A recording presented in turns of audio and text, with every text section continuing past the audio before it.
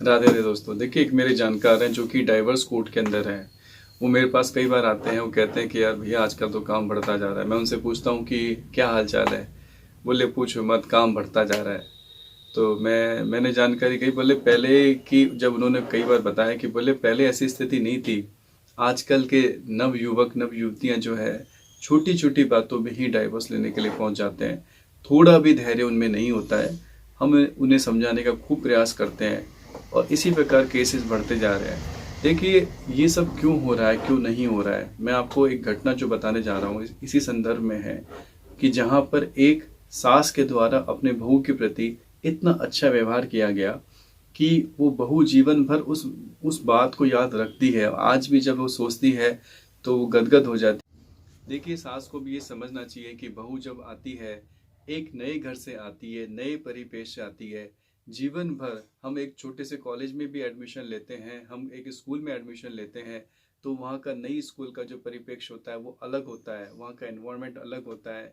उस माहौल में ढलने के लिए, जबकि स्कूल का कुछ टाइमिंग है कि 7-8 घंटे वहाँ रहना है, लेकिन वो 7-8 घंटे भी एक बार तो लगता है कि कैसे रहेंगे, कैसे एडजस्ट करेंगे। नए लोग हैं, नए टीचर्स हैं, नई फैकल्टी है, नया पैटर्न है, नई जगह है, सब कुछ नया है। तो जो बहू घर में आती है, वो तो पूरे दिन के लिए, 24 घंटे के लिए आपके वहाँ आ रही है, कई दिनों के लिए आ रही है, हमेशा के लिए आ रही है। तो उसको भी कुछ समय लगेगा एडजस्ट होने में, वहाँ पे उस एनवायरनमेंट में। सास को ये सोचना चाहिए और बहू को भी सोचना चाहिए कि दोनों विचारधाराएं अलग अलग है। सास की परंपराएं अलग है, घर परिवार की परंपराएं अलग है, बचपन से जो करते आ रहे हैं वहाँ के रीति रिवाज अलग हैं, यहाँ के जो पियर पक्ष में थे वो रीति रिवाज अलग थे। तो दोनों का सामंजस्य बनाना, थोड़ा धैर्य रखना। कई बार सास कह भी सकती है कटु वचन कि तुमने ऐसा नहीं किया, तुम्हें ऐसा करना चाहिए था। तो हो सकता है वो गलत हो, लेकिन उस समय थोड़ा शांत रह के सोच विचार करे कि यहाँ ऐसा ही होता आया है, कुछ गलत भी हो सकता है। तो दोनों को ही सामंजस्य बनाकर रखना चाहिए अगर जीवन में। इसी संदर्भ में ये घटना है।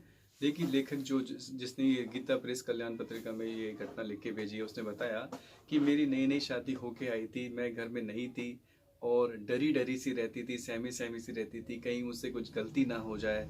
ये होता है, कहीं मुझसे कुछ गलत ना हो जाए कि जिससे कि मुझे दंड मिले या मुझे डांट किसी की खानी पड़े या मुझे कोई कुछ कहे। मुझे अपना अच्छा अपने कर्तव्य पालन करना है। तो थोड़े समय के पश्चात जब वो खाना वाना बनाने लग गई तो पूरा परिवार एक साथ बैठा हुआ था। सब ने कहा कि आज तो हम बहू के हाथ का खाना खाएंगे। तो बहू जो थी, वो उसने कहा कि मैं अपने सब परिवार के लिए गरम गरम रोटी खिलाने लगी। सब्जी बन चुकी थी, तो गरम गरम रोटी मैं जब खिला रही थी तो घी खत्म हो गया था। तो मैंने अपनी सास से पूछा घी कहाँ पे रखा रहता है। तो उसने कहा कि वो साल बनी हुई है जहाँ अलमारी सी, वहाँ रखा रहता है। देखिए, घी नॉर्मली कंटेनर में, जैसे पहले तो कांच के बर्तन में रखा जाता था, कांच की बड़ी बड़ी बड़ियों के अंदर। तो वो वहाँ जाती है, आटे के गीले से हाथ वाथ धो के जाती है। और बड़ा सा वो बर्नर था जो कांच का सा, जिसमें घी रखा हुआ था। और वो जैसे ही घी बर्नी को उठाती है, उसके हाथ से वो बर्नी फिसल जाती है। करीब 5-7 किलो घी जो उसमें होता है, वो घी सारा फर्श पे फैल जाता है, कांच के टुकड़े इधर उधर फैल जाते हैं। वो कहती हैं कि जब ये हुआ तो मैं इतनी डर गई, इतनी सहम गई कि ये मुझसे क्या हो गया। एकदम से भूचाल जैसा आ गया हो कि पूरा सन्नाटा छा गया कि ये क्या हुआ। इतना घी एक साथ फैल गया और ये बरनी इतनी पुरानी थी वो भी टूट गई। अब मैं क्या करूं। इतने में मेरी सास भी वहां आती है और सारा वृतांत जानकर समझकर वो मेरे पीठ पर हाथ फेरती है और कहती है बेटा, कोई बात नहीं, किसी से भी हो सकता है, तू अंदर जा। बोले मैं अंदर आई, अंदर आकर मैं इतना रोने लगी, इतना रोई कि देखो कैसा स्वभाव है, कैसा है। अंदर डर बना हुआ था, लेकिन मुझे उनका स्वभाव आज भी जब मैं याद करती हूँ, जब उन्होंने मेरे हाथ फेरा था और मुझे इतने प्रेम से कहा बेटा किसी से भी हो सकता है। तो ये वृतांत जब घटना मुझे याद आती है तो मैं सोचती हूँ कि हर सास अगर अपनी बहू के साथ ऐसा व्यवहार करे तो जीवन में कितनी खुशहाली हो जाए।